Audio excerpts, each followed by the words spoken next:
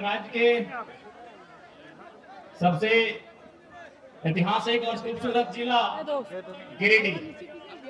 गिरी यानी पहाड़ और डी यानी पहाड़ों का गढ़, पहाड़ों का क्षेत्र। गिरिडीह यानी पारसनाथ पहाड़ की धरती, गिरिडीह यानी बुढ़ाकर नदी की धरती।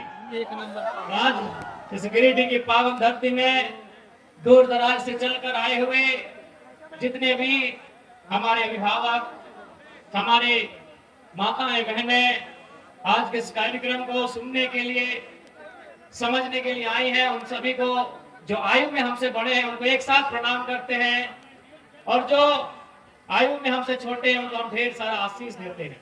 आज के इस कार्यक्रम में मंच में उपस्थित हमारे पार्टी के तमाम केंद्रीय पदाधिकारीगण, हमारे पार्टी के तमाम प्रमंडलीय, जिला, प्रखंड के पदाधिकारीगण एवं सदस्यगण, आज के इस कार्यक्रम में विशेष रूप से इस कार्यक्रम को संचालन करने के लिए, इस कार्यक्रम को आयोजन में भूमिका का निर्वहन करने वाले गिरिडीह की गाई, आज के इस कार्यक्रम में उपस्थित जितने भी हमारे लोकतंत्र के चौथे स्तंभ media, press media, print media, electronics media, digital media तथा अन्य जो स्रोत आए हैं, मीडिया के भाई बहनीगण, उन सभी को अभिनंदन, नमस्कार, आदाब, जोहार पेश करते हैं। आज के इस कार्यक्रम में सुरक्षा के दृष्टिकोण से स्थानीय थाना प्रभारी महोदय और उनके तमाम सिपाही कर्मी जो आज आए हुए हैं, उन सभी का भी जोहार करते हैं, नमस्कार करते हैं, आदाब पेश करते हैं।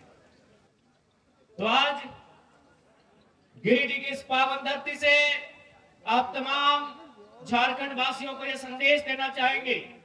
आज जब गिरिडीह की बात याद आती है तो 1980-85 का वो दौर याद आता है जब झारखंड के पितामह विनोद बिहारी महतो को गिरिडीह की जेल में कैद किया गया था।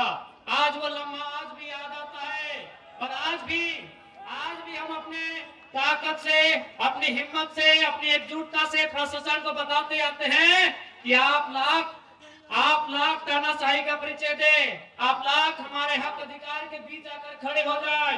जब इस मिट्टी के किसी वीर ने चाहा है कि झारखंड के लोगों को उनका हक अधिकार दिलाना है, तो याद रखिएगा वो विनोद बाबू का दौर था जब इसी गिरिडीह के जेल में पहली बार झारखंड के इतिहास में नारा लगा था कि जेल का ताला टूटेगा, विनोद बिहारी छूटेगा। और आनंद फानन में तत्कालीन एसपी महोदय को विनोद बिहारी महतो को दूसरे जेल में शिफ्ट करना पड़ा।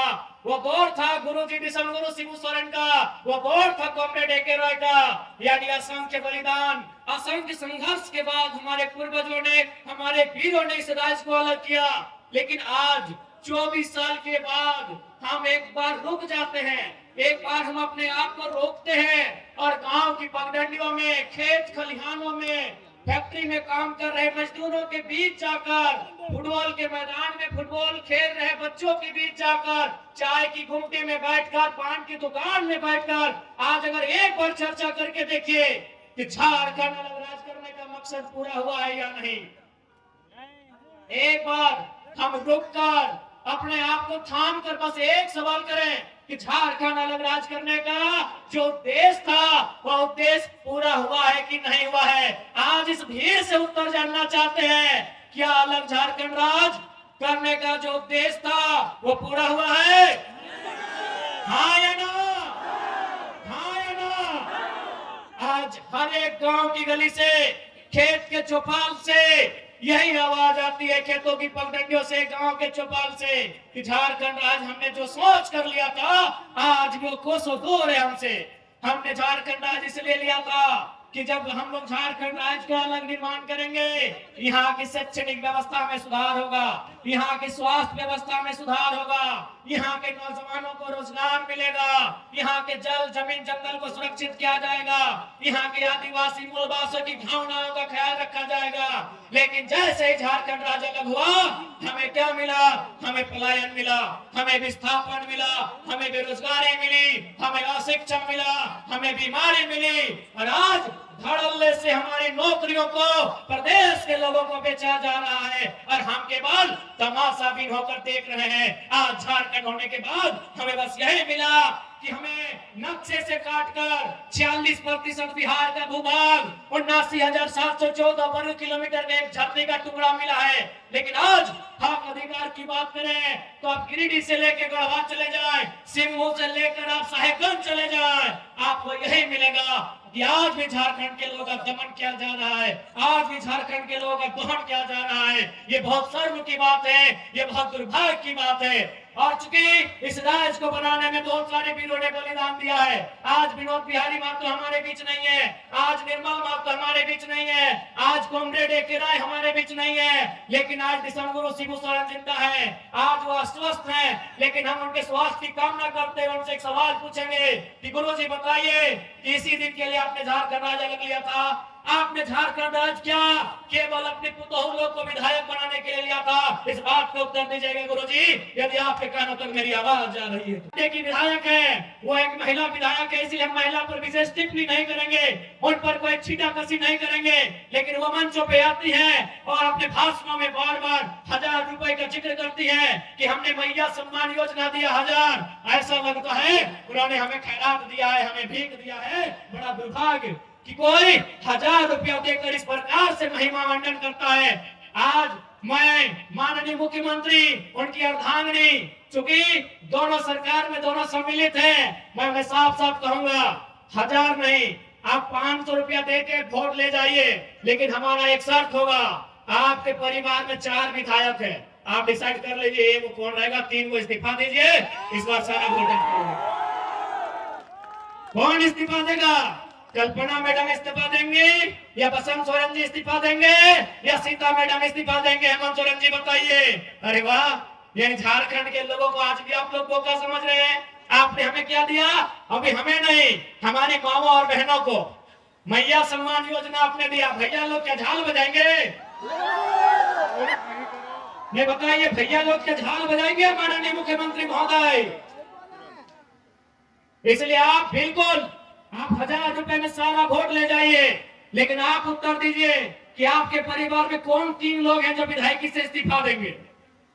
कौन 3 लोग इस्तीफा देंगे? या यदि आपकी मैडम अगर वो कांग्रेस से विधायक रहेंगे तो मुख्यमंत्री महोदय आप पर हेड से मुख्यमंत्री के पद से इस्तीफा दीजिए। क्या एक परिवार के लिए झारखंड राज्य अलग बना था? क्या एक परिवार के लिए झारखंड राज्य अलग बना था? बताइएगा। नहीं ना? तो ये कौन सा ड्रामा है भाई? ये कौन सा महिमा मंडल है? आज हमारे राज्य में पलायन बढ़ रहा है, आज हमारे राज्य में बेरोजगारी का दर बढ़ रहा है, आज हमारे राज्य में अशिक्षा का दर बढ़ रहा है, आज हमारे राज्य में मजदूरों की संख्या प्रवासी के रूप में बढ़ रही है, और आप 1000 रुपए देकर हमें अगर बहलाने का कार्य करते हैं तो ये दुर्भाग्य की बात है। और विशेषकर झारखंड के युवाओं, आपको स्पष्ट कहना चाहेंगे, आज देख सकते हैं युवाओं का मकसद होता है कि बढ़िया से पढ़ाई लिखाई हो, अच्छा से कंपटीशन की तैयारी करें और झारखंड की नामधारी परीक्षाओं में बैठे। आज आपको मालूम है सीजीएल के साथ क्या हुआ? मालूम है आपको क्या हुआ सीजीएल के साथ? पेपर लीक का मामला। आज सीजीएल के साथ क्या हुआ? पेपर लीक का मामला। आप समझ के देखिए, सीजीएल की परीक्षा जिसका इंतजार 2015-16 से किया जा रहा था कि नहीं? 2015-16 से सीजीएल की परीक्षा का इंतजार किया जा रहा था। आज 2024 में 28 जनवरी 2024 को सीजीएल की परीक्षा होती है, लेकिन 2 घंटे बाद पुनः पता चलता है कि पेपर लीक हो चुका है, पुनः री एग्जाम लिया जाता है। एग्जाम कब लिया जाता है? 21-22 सितंबर को लिया जाता है। पुनः री एग्जाम में भी पता चल रहा है कि पेपर लीक किया जा चुका है। ऐसे में आप तमाम केवल नौजवान पढ़ने वाले छात्र नहीं, अभिभावक, माताएं, हमारे तमाम अभिभावक, आपको भी गुस्सा आना चाहिए, आपको भी गुस्सा आना चाहिए कि आपने इन सरकारों को क्यों चुना था। आपको मुख्यमंत्री के सामने सुदीप सोनू से सवाल करना चाहिए कि आपको हमने सत्ता में क्यों बैठाया था? सीजीएल के पेपर लीक करने के लिए नहीं बैठाया था। आपको सवाल करना चाहिए। लेकिन आज बहुत दुर्भाग्य की बात है, हम और आप व्यस्त है, अपने रोजमर्रा की जिंदगी में व्यस्त है, हम अपनी चाय की दुकान में व्यस्त हैं, हम अपनी पान की दुकान में व्यस्त हैं, हम अपने दिनचर्या में व्यस्त हैं, हम अपने काम काज में व्यस्त हैं, हम अपने रोजगार में व्यस्त हैं। लेकिन आज यहाँ के राज्य के आपके बच्चों के भविष्य को लाखों रुपए में बेचा जा रहा है और आपके कानों में अगर जो नहीं रेंग रही है तो याद रखिएगा, केवल सरकार दोषी नहीं है, आप और हम दोषी हैं इस राज्य की बर्बादी के लिए। इस बात को याद रखिएगा। और यदि आप आज याद नहीं रखते हैं, आज यदि आप में राजनीतिक सुचिता का संचार नहीं होता है, यदि आज आप में राजनीतिक चेतना जागृत नहीं होती है, तो आने वाली पीढ़ी आपसे सवाल करेगी, आपकी आने वाली पीढ़ी आपसे सवाल करेगी कि आपने क्यों सवाल नहीं किया, जिन लोगों को आपने सत्ता दिया था उन लोगों से सवाल क्यों नहीं किया, कौन जिम्मेवार होगा, सीजीएल की परीक्षा में धांधली का जिम्मेवार कौन होगा, पारा टीचर की जो समस्या है उसका जिम्मेवार कौन होगा, आंगनबाड़ी की सेविका धरने पर बैठी है उनका जिम्मेवार कौन होगा। पूरे राज्य में लोग धरने पर बैठे हैं। आज ये सवाल उठता है कि अगर पूरे राज्य में लोग धरने पर बैठे हैं, इस राज्य में खुशहाल कौन लोग हैं, ये भी हमारे सोचने का सवाल है। सीट होता है, 350 सीट होता है, 350 सीट होता है, लेकिन आपको मालूम है इस राज्य में इनकम का जगह कहाँ है, आपको अभी तक मालूम नहीं है। क्योंकि हमारा माइंड उतना डेवलपमेंट ही नहीं है, हमारे सोचने की शक्ति वहां तक गई ही नहीं है। अरे नौकरी वन टाइम अगर जेपीएससी निकालती है तो 250 सीट ज्यादा नहीं रहता है, लेकिन आपको मालूम है आपके गांव में, आपके पंचायत में, आपके प्रखंड में, आपके जिला में जो भी सरकारी मकान है, जो भी सरकारी भवन है, वहां केवल 2-4 अधिकारी सरकारी होते हैं, बाकी एजेंसियों को ठेका दिया जाता है, बाकी कॉन्ट्रेक्चुअल लेवल पे आधार पे होता है, बाकी टेंडरशिप के आधार पे होता है। आप जो पंचायत भवन देख रहे हैं, उस पंचायत भवन में जो खिड़की का रंग पेंट करने का जिम्मा एजेंसी को दिया जाता है, बल्ब लगाने का जिम्मा एजेंसी को दिया जाता है, उसमें इलेक्ट्रिशियन से लेकर फिटिंग हर एक काम एजेंसी को दिया जाता है। तो सोच के देखिए झारखंड में कितना एजेंसी काम कर रहा है। अरे नहीं करने से भी 30,000 35,000 एजेंसी झारखंड में काम कर रही है, छोटी बड़ी सब मिला के 30,000 से 35,000 एजेंसियां काम कर रही है। एक एजेंसी का टेंडर करोड़ों में होता है। आप उन एजेंसियों का लिस्ट निकालिएगा, 1% झारखंड के लोग नहीं है। आप केवल नौकरी देखते हैं कि बहाली कै गो निकल रहा है पुलिस का, आप इतने इस भीड़ में कै गो कॉन्ट्रैक्टर हैं, इस भीड़ में कै गो एजेंसी के ओनर हैं। आपकी जानकारी के लिए बता दें, आपके बगल में कोई सरकारी स्कूल होगा, हाई स्कूल होगा या +2 होगा, वहां का प्रिंसिपल सरकारी है, वहां का फिजिक्स का टीचर सरकारी है, वहां के केमिस्ट्री का टीचर सरकारी है, लेकिन आपको जानकारी होना चाहिए आईटी, टीटी और स्पोर्ट टीचर सरकारी नहीं है। आईटी का टीचर सरकारी नहीं है, टीटी का टीचर सरकारी नहीं है, स्पोर्ट टीचर सरकारी नहीं है। और आपको यह भी जानकारी होना चाहिए कि आईटी और टीटी का टीचर एग्जाम लिख के नहीं आते हैं, एजेंसी के थ्रू आते हैं। वो एजेंसी भी आपकी नहीं है, वो टीचर भी आपका नहीं है। कर्मी है वो सरकारी नहीं है, वो कहां से आते हैं, परीक्षा लिख के नहीं आते हैं, वो एजेंसी के माध्यम से आते हैं, ठेकेदारी के माध्यम से आते हैं, कॉन्ट्रैक्ट बेसिस पे आते हैं। अरे वहां आपका ध्यान गया ही नहीं है। इसलिए आज लोग मुझसे क्यों चिढ़ते हैं मालूम है, क्यों ये लोग इनके रातों के सपनों में हम आते हैं, क्योंकि ये बोलते हैं घरों में कि ये लड़का लीडर नहीं टीचर ज्यादा है, ये पढ़ाता है, ये अपनी सभाओं में भाषण कम पढ़ाता है, लेक्चर और क्लास ज्यादा लेता है। नहीं बताइए किस लीडर ने आपको बताया है, किसने आपको बताया है। झारखंड में ये तो आपके इधर की बात में कर रहा हूं, वहां की कंपनियों का नाम है संजय उद्योग, खेमका, आनंदिता, त्रिवेणी, मैंने ऐसे लगभग सैकड़ों कंपनियां हैं जो कोयला खोदने का काम करती है। वो कहाँ की है, हैदराबाद की है, इलाहाबाद की है, पटना की है, कलकत्ता की है, गुजरात की है, महाराष्ट्र की है, चेन्नई की है, आपके गिरिडीह और रांची की एक भी नहीं है। इसलिए यदि हम लोग सरकार में आते हैं तो सरकारी नौकरी तो छोड़िए, एजेंसियों में भी 75% झारखंड के लोगों को प्रमोट करेंगे, झारखंड के लोगों को 75% प्रमोट करेंगे। और आपको मालूम है सरकार क्या चीज है, आपको मालूम है। उसके बाद चूंकि ये लोग ये तर्क देते हैं कि भारत के संविधान में कहीं इस बात का जिक्र नहीं है कि हम हम किसी को जाति के आधार पे, धर्म के आधार पे उनको नौकरियों में आने से रोके, सही बात है। भारतीय संविधान आर्टिकल 15 और 16 को पढ़िएगा, उस आर्टिकल में कहीं इस बात का जिक्र नहीं है। वहां क्या लिखा है कि हम किसी को धर्म, जाति, लिंग, मूल स्थान, जन्म स्थान इत्यादि के आधार पर भेदभाव नहीं कर सकते हैं। लेकिन ध्यान रखिएगा, वहां भाषा का जिक्र कहीं नहीं, हम भाषा के आधार पर रुकेंगे। गिरिडीह में परीक्षा गिरिडीह की भाषा के आधार पर लेंगे। अब सवाल है कि कैसे भाषा के आधार पर परीक्षा लेने से कैसे रुकेंगे? भाषा के आधार पर यदि हम परीक्षा लेंगे तो कैसे रुकेंगे? उदाहरण के लिए मान के चलिए हमने हिंदी में कोई पेपर लिखा और उस पेपर में सवाल आया एक मुहावरा, आंख का तारा, इसका मतलब क्या होता है? आग बबूला होना, इसका मतलब क्या होता है? कमर कसना, इसका मतलब क्या होता है? तो आपके साथ साथ आधा भारत के लोग इसका उत्तर जानते हैं कि आंख का तारा मतलब होता है बहुत प्यारा, कमर कसना का मतलब होता है तैयार होना, आग बबूला का मतलब होता है गुस्सा होना, क्रोधित होना। आधा भारत इसका उत्तर जानता है। लेकिन इसी सवाल को अगर हम अपनी भाषा में, झारखंड की क्षेत्रीय भाषा में पूछेंगे कि पकड़ करे हाथ, करे करे झांक की लगे, कि पकड़ करे हाथ, करे करे झांक, एकर माने की लगे बुझाओ, के बुझता है? कि हाथ से छूटल माछ और बांधे गड़ल कांच, घूर घूर नहीं पावाय, क्या पूछता है? यानी अगर गवर्नमेंट के पास दिमाग हो तो वे फॉर्म भी ले लेंगे और वे रुक भी जाएंगे, लेकिन ना इनके पास दिमाग है और ना दिल है, इसीलिए पत्थर दिल होके झारखंड की नौकरियों को बेच रहे हैं। अब आप कहेंगे कि क्या भाषा के आधार पर रोक सकते हैं कि नहीं? तो आप जाइए उड़ीसा की वेबसाइट को चेक कीजिए जिससे नियोजन का नोटिफिकेशन निकलता है। आप पश्चिम बंगाल की वेबसाइट को चेक कीजिए जहां से नियोजन का नोटिफिकेशन निकलता है। आप तमिलनाडु के वेबसाइट को चेक कीजिए, आंध्र प्रदेश की वेबसाइट को चेक कीजिए जहां से नियोजन का नोटिफिकेशन आता है। वहां साफ साफ लिखा है बढ़िया भाषा का जानकारी है तो भरिए, नहीं तो घरे भीतरे रहिए।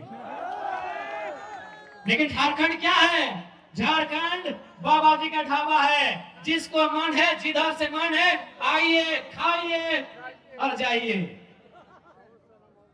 इसलिए आज जो लोग सत्ता में बैठे हैं उन्होंने अपनी राजनीतिक सुचिता का अंत कर लिया है, उन्होंने अपनी राजनीतिक दूरदर्शिता का अंत कर लिया है, उन्होंने अपनी राजनीतिक नैतिकता का अंत कर लिया है। और नहीं तो आज बार बार परीक्षा लीक नहीं होता, बार बार छात्र सड़कों पे नहीं आते। आज हमारे नौजवान, ऐसा लग रहा है बिरसा मुंडा के राज्य में, शहीद निर्मल महतो के राज्य में हक नहीं, अधिकार नहीं, सरकार से अपना भीख मांग रहे हैं, ऐसा प्रतीत हो रहा है।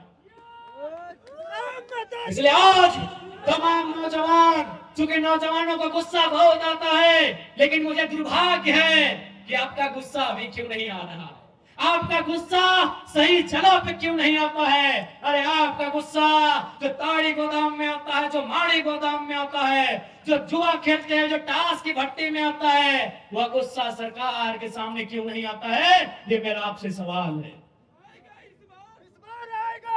क्यों नहीं आता है आपको गुस्सा इन विधायकों से? क्यों नहीं आता है आपको क्रोध इन सांसदों से जो आपके बच्चों के भविष्य को सौदा कर रहे हैं, उनके सपनों का खंजर भोंक रहे हैं? क्यों नहीं आपको गुस्सा आ रहा है? इसलिए आज तमाम गिरिडीह के वासी और मीडिया के माध्यम से पूरे राज्यवासियों को कहेंगे कि आज आपके पास समय है, आज आपके पास समय है। एक लड़का पारसनाथ के जंगलों से निकलकर आपको पुकार दे रहा है, इस पुकार को अनसुना मत कीजिएगा, नहीं तो 10 साल बाद जो लड़के हमारे भाई लोग आएंगे वो फेसबुक और इंस्टाग्राम से बाहर नहीं आ पाएंगे।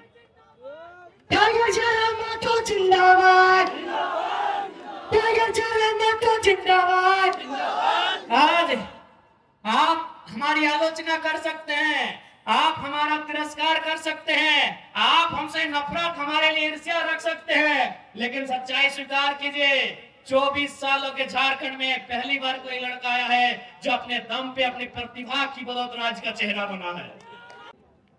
ऐसा नहीं है कि जरा महतो को उन्होंने चंदा का प्रलोभन नहीं दिया, कभी उन्होंने स्कॉर्पियो तो कभी फॉर्च्यूनर जैसी गाड़ियों का ऑफर रखा है, लेकिन हमने एक ही लाइन कहा है कि मैं उस मिट्टी से आता हूं जिस मिट्टी में शहीद निर्मल महतो ने बलिदान देकर झारखंड राज लिया था। आप ये सौदेबाजी उनसे कीजिएगा जो लोग बिकना जानते हैं। हम झारखंड की राजनीति में टिकने आए हैं, और अगर हम टिक गए तो बेईमानों का बहुत बेहतरी से सफाया होगा। बिल्कुल बहुत बेहतरी से सफाया होगा। और मैं आपको कहना चाहूंगा, बहुत सारे लोग आपको कहेंगे कि ये लड़का नौजवान है, कभी कभी एग्रेसिव भाषण देता है, आक्रामक बातें करता है, मारने पीटने की बातें करता है। देखिए भैया, ये मेरा व्यवहार में है तो है। मैं कोई छुपा के अपना मेरा कैरेक्टर नहीं है जैसा सुदीप सोनू का है। मेरा कोई कैरेक्टर छुपा के नहीं है। मैं जैसा हूं आपके सामने हूं। मुझे टी शर्ट पहन के मंच में आना पसंद है, मैं आता हूं। मुझे खाली पांव पसंद है, मैं खाली पांव आया हूं। मैं कोई दिखावटी नहीं, मैं जो हूं सो हूं। लेकिन हाँ, इतना कह देंगे, मैंने 2 साल झारखंड को देखा, बहुत करीब से देखा। लगभग नहीं करने तो 20 करोड़ मुआवजा हम लोग लड़के दिलाए। 20 करोड़ रुपया हम लोग मजदूरों को लड़के दिलाए। कहीं कहीं नहीं भी दिला पाए, ये भी सही है, लेकिन 20 करोड़ और लगभग 1500 नियोजन हम लोग लड़के दिलाए। उस लड़ने के क्रम में झारखंड को मैंने बड़े करीब से देखा कि झारखंड में नियम से बात करने से ये राज नहीं चलेगा। इस देश में गांधी का भी आदर है, इस देश में भगत सिंह का भी आदर है, और मुझे लगता है झारखंड में भगत सिंह का चरित्र होना चाहिए। मैं आपको एक ताजा घटना बता रहा हूं। आपने मेरा वीडियो देखा होगा बागमारा में। शायद पहली दृष्टि में आपको भी बुरा लगा होगा कि लड़का क्या बोल रहा है, बदला लेंगे, खून बहेगा, लहू बहेगा। आपके परिवार को हम देख लिए हैं, आपको भी लगेगा चूंकि वो 30-40 सेकंड का वीडियो है, लेकिन असली सच्चाई क्या है अगर आप सुनिएगा तो आपके पांव के नीचे से जमीन खिसक जाएगा। दरअसल बागमारा के उस कोलियरी में 133 मजदूर काम करते हैं। अच्छा, एक बात बताइए, अगर कोई कहीं काम करता है तो उसके काम का कोई प्रमाण होता है कि नहीं? चूंकि वो कोलियरी में काम करते हैं, यानी बीसीसीएल के अधीन काम करते हैं, लेकिन चूंकि बीसीसीएल ने टेंडर दे दिया है, तो टेंडर वाली कंपनी का जिम्मा होना चाहिए। लेकिन उस मीटिंग में आप सुन रहे होंगे, टेंडर वाली कंपनी भी बोल रही है कि वर्कर मेरे नहीं है, बीसीसीएल भी बोल रही है ये वर्कर मेरे नहीं है, जबकि उनको पेमेंट भी मिल रहा है, 5600 मिल रहा है, किसी को 6200 मिल रहा है, किसी को 8000 मिल रहा है। तो मैंने वही सवाल किया कि भाई इनको 8000 पेमेंट दे कौन रहा? इनको 8000 पेमेंट दे कौन रहा है? ये बीसीसीएल के वर्कर नहीं है, ये आउटसोर्सिंग कंपनी के वर्कर नहीं है, तो इनको पेमेंट दे कौन रहा है? बस वही कोई तीसरा आदमी छुप के बैठा है जो विधायक या सांसद है। उनका पेमेंट लगता है 32,000, उनको मिल कितना रहा है? 6,000। बताइए किसका खून नहीं खोलेगा? किसका खून? अगर आप में जरा भी इंसानियत है और आप में जरा भी अन्याय के खिलाफ लड़ने की क्षमता है तो आपका खून खोलेगा ही खोलेगा। पेमेंट कितना बनता है?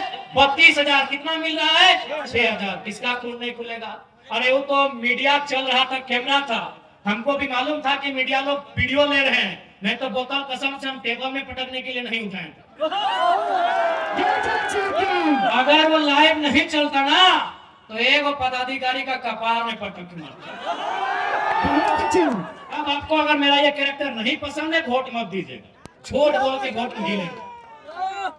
अगर हम लोग सत्ता में आ गए तो बिल्कुल रिएक्शन होगा, जनता के साथ रिएक्शन नहीं होगा। बेईमान और भ्रष्ट पदाधिकारी है, उनके साथ रिएक्शन होगा। मैं आपको इसी गिरिडीह लोकसभा की एक घटना सुना रहा हूं। गिरिडीह लोकसभा, गिरिडीह विधानसभा पीरटैण की घटना है।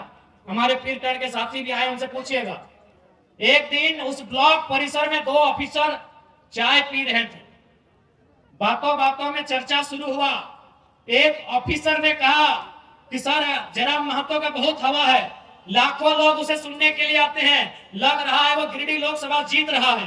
तो दूसरे ऑफिसर ने कहा सर अगर वो जीत भी जाएगा तो क्या उखाड़ लेगा दिल्ली जाके? दिल्ली में उसको भाषण देने का मौका भी नहीं मिलेगा। वो एनडीए से भी नहीं है, इंडिया से भी नहीं है, वो मोदी के तरफ से भी नहीं है, वो राहुल गांधी के भी तरफ से नहीं है, तो जयराम महतो क्या उखाड़ लेगा सर दिल्ली में?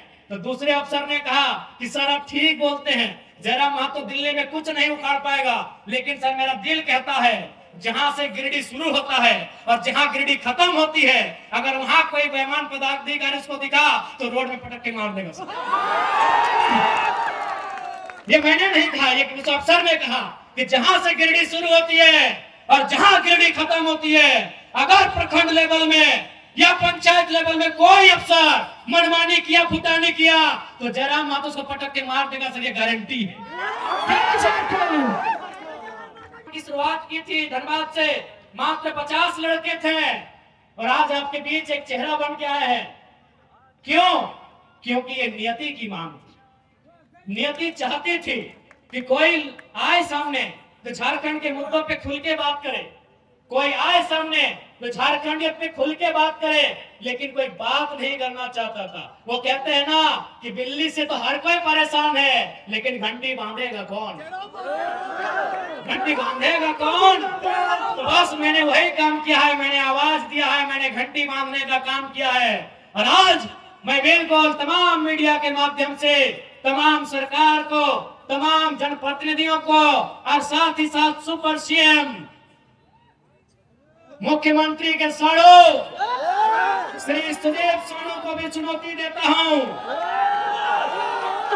कि सुन रहे हैं, गिरिडीह का झंडा मैदान आपके बाप का है।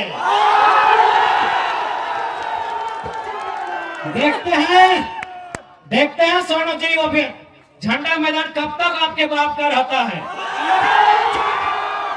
बड़ा दुर्भाग्य, एक लोकतांत्रिक देश में हम लोग 2 साल से झंडा मैदान में सभा करने की बात कर रहे हैं। पता नहीं जिला प्रशासन भी मौन क्यों हो जाती है, जिला प्रशासन भी अंतिम समय निर्णय क्यों बदल देती है। तो ठीक है सोनू जी, अभी समय आपका है, लेकिन याद रखिएगा कि आप जो घमंड कर रहे हैं अपनी पद का और मुख्यमंत्री से आपके परिचय का, ये ज्यादा दिन नहीं टिकेगा।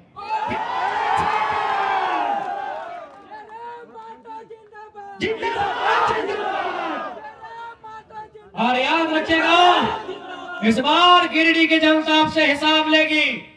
गिरिडीह की जनता आपसे इस बात का हिसाब लेगी कि आपने जितना जीएम लैंड में कब्जा किया है, आपने जितना कंपनी और फैक्ट्री से दलाली लेने का काम किया है, उसका पाई पाई हिसाब गिरिडीह की जनता लेगी। माननीय सुदीप कुमार सोनू जी, इस बात को याद रखिएगा।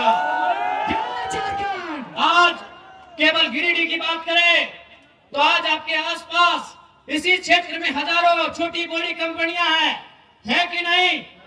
आज इसी गिरिडीह में हजारों कंपनियां हैं। रंजित दा, है कि नहीं? मनोज दा, इसी गिरिडीह में हजारों कंपनियां हैं। आज आप देख सकते हैं हर एक कंपनियों से धुआं निकलता है, लेकिन विधायक मौन है। अब सवाल ये उठता है कि विधायक मौन क्यों है? क्योंकि मैं आपको एक अनुभव बताना चाहता हूं। एक कंपनी के किनारे मेरा कार्यक्रम था। जब तक मेरा कार्यक्रम था, कंपनी ने धुआं को बंद करके रखा था। यानी केवल मेरे कार्यक्रम से अगर धुआं बंद हो सकता है, तो विधायक चाहेंगे तो क्या क्या बंद हो सकता है, आप सोच के देखिए। एक कार्यक्रम में जब तक मेरा कार्यक्रम था, मेरे कार्यक्रम से लगभग 300-400 मीटर की दूरी में एक फैक्ट्री था। उस फैक्ट्री में धुआं उड़ता है, लेकिन जब तक कार्यक्रम था वो धुआं बंद था। क्यों बंद था? मैं कंपनी के ओनर ने कहा था कि जब तक टाइगर जयराम महतो मीटिंग करके चले ना जाए, धुआं मत खोलना। आप सोच सकते हैं, एक लड़का जो न विधायक है न सांसद है, अगर उससे इतना खौफ बन सकता है, तो जो लोग संवैधानिक पदों में है उनसे कितना खौफ बनेगा, आप अंदाजा लगा लीजिए।